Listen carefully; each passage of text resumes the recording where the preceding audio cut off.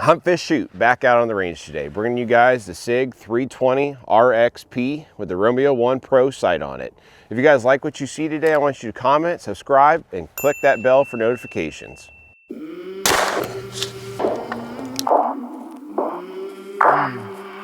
I came from the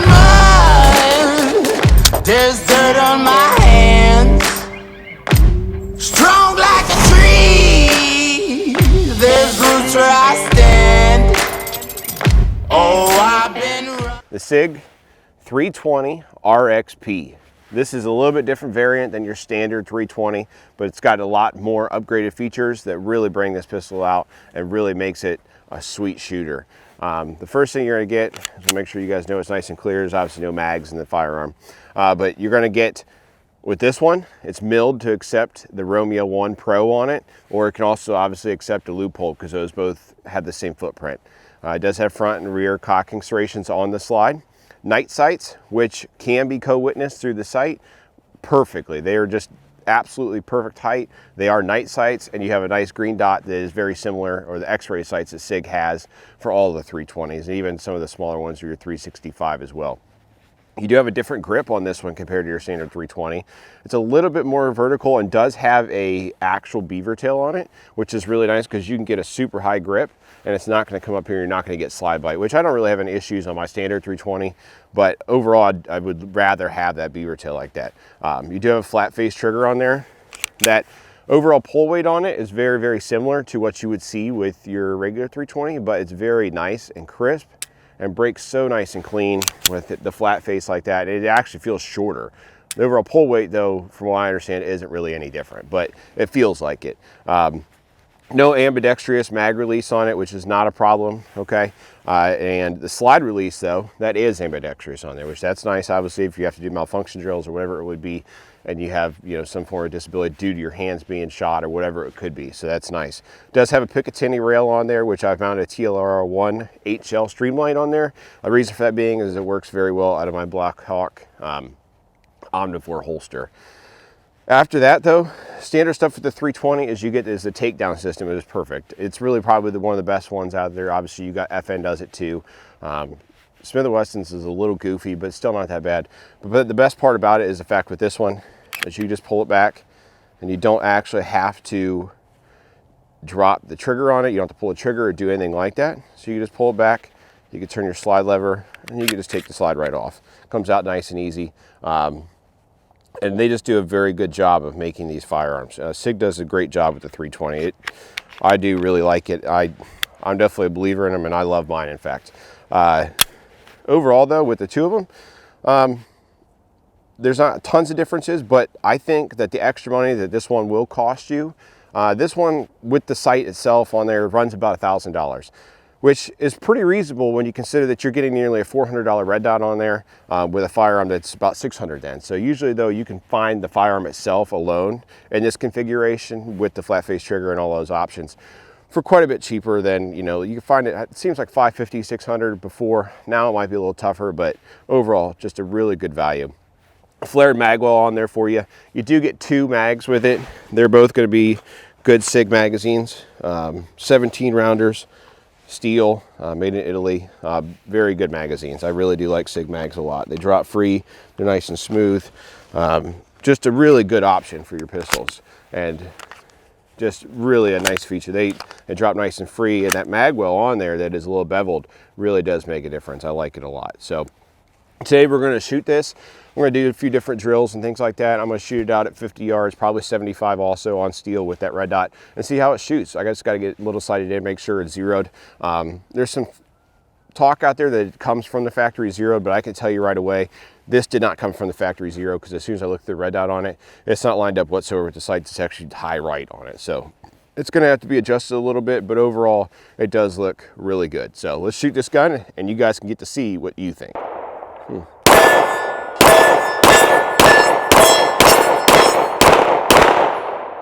Okay, red dot. All right, guys, I got to tell you right now, I literally cannot see the red dot whatsoever, and I've got perfect sight alignment, so not real sure where the red dot went on me.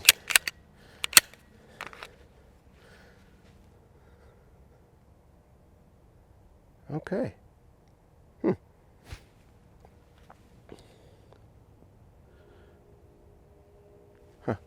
All right. Well, I guess the Sig has decided maybe to just adjust itself.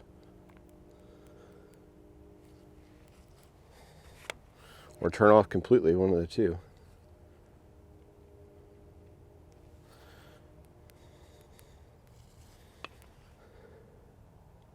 Well, that's reassuring. That's all right, we'll just shoot with the iron sights.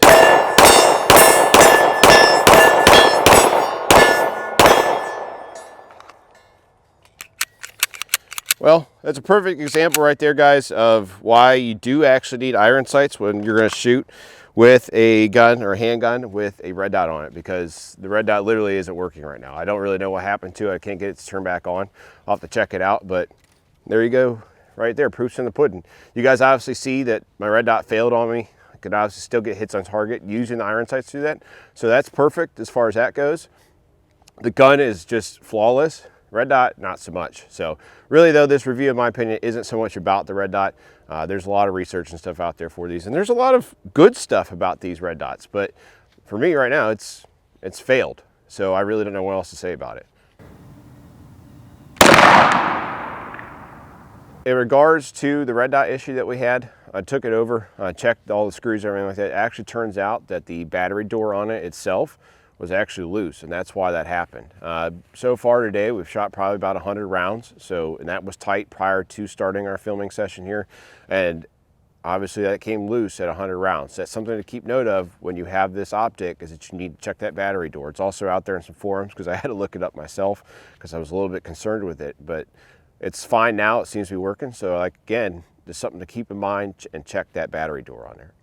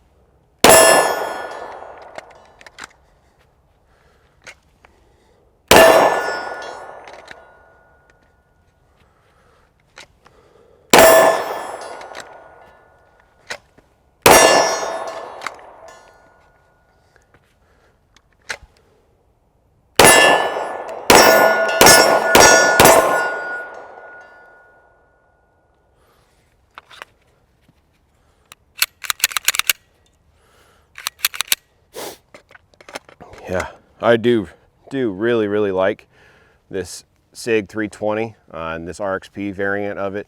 Like the gun and everything like that itself. The red dot, I'm still a little skeptical on it. It's not a bad shooting red dot. It looks okay and all that, but the gun itself, man, it is a shooter. It's very easy to shoot. That trigger pull on it, all that stuff about the grip angle, the beaver tail on it, I'm sorry, perfect. Really can't say anything negative about the gun at this time. It feels really good in the hand, easy to shoot, it's accurate, just a lot of good stuff coming out of this Sig 320.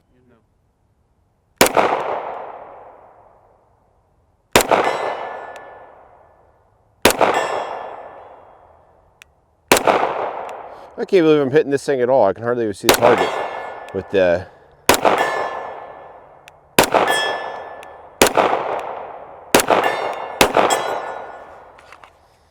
Well, there you go, guys. I gotta be honest, I could barely even see that target whatsoever.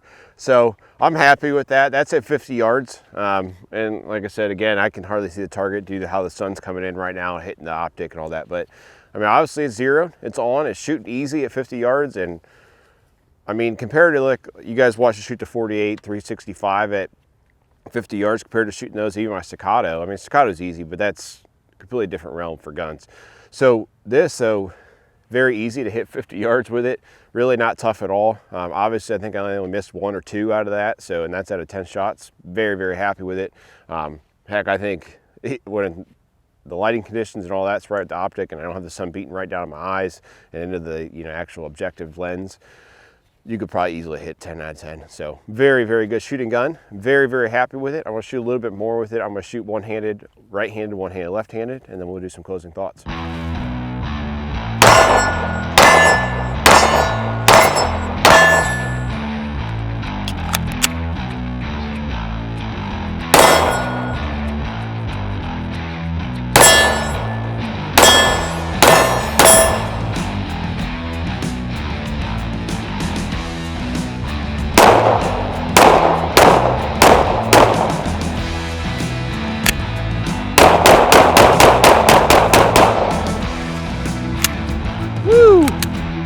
Yeah, that old girl, she's shooting good today.